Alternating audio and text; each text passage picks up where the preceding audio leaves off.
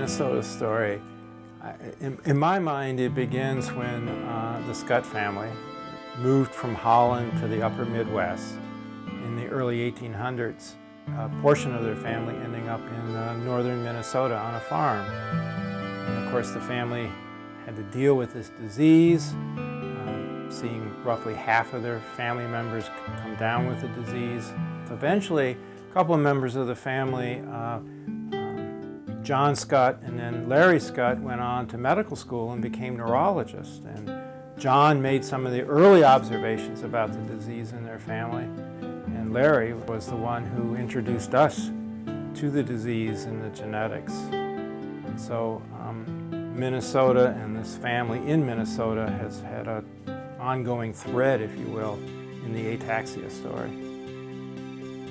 20 years ago, when our group identified the gene for ataxia in the Scott family, we realized it was a big breakthrough for this particular research program. And now today, we are approaching several strategies, actually, that hopefully will lead to the identification of a treatment or maybe even a cure for this form of ataxia.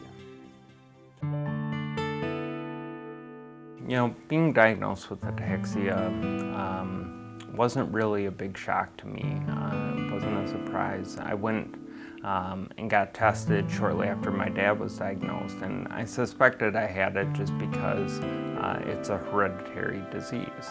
But it wasn't that big of a deal at the time, or it didn't seem like I was that upset, because I'm thinking we're catching it early, we can treat it. But then I realized there are no treatments for ataxia and there is no cure. So it started to hit home that, hey, maybe this is more of a big deal than I thought. My greatest hope is that the University of Minnesota will come up with a treatment or a cure for ataxia that will help Brian in his challenges and his struggles, and help him, you know, lead a long, healthy life and be active in our children's lives and active with our family the way he would want to be. Coordination affects everything.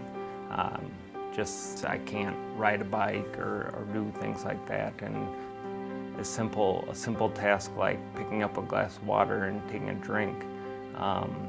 The last vision test I took at the DMV, I failed my vision test, so reading a story to the kids at night, like some books I can't read the print because it's too small, so not to mention they can knock me over pretty easily when we're playing, and I can't carry them up to bed at night or anything like that, just with my balance and coordination. This is an exciting time for us to be involved with ataxia and BARC, and you know, finally with the new research being done, there's now a light at the end of the tunnel. So we are so hopeful that, you know, something is within reach. Early on, when Dr. Orr was starting to work on ataxia, Mark and Betty Allison went to Harry and they asked him, what do we need to do to beat this? And Harry said, well, let me put it this way. It's like finding a needle in a haystack, but we haven't found the haystack yet. And I love that metaphor because it just shows how far away we were, and now we've gotten so far.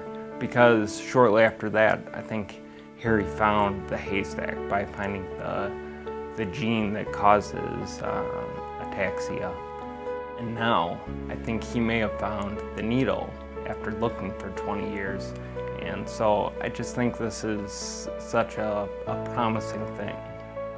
When this moves forward to the patients, and as we all hope, the first people who get this treatment show positive signs, get better, I think it will, you know, in research we talk about this circle.